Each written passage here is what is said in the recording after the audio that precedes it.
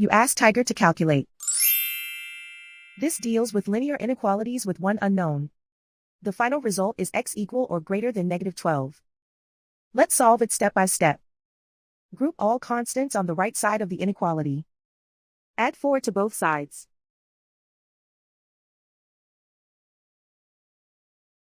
Simplify the arithmetic.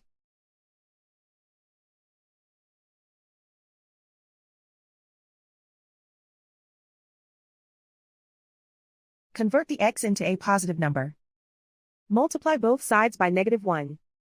Whenever you multiply or divide by a negative, reverse the inequality sign.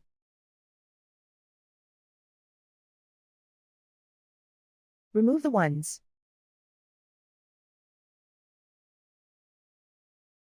Simplify the arithmetic.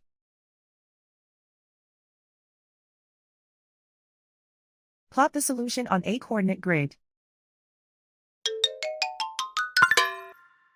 And so the final result is x equal or greater than -12.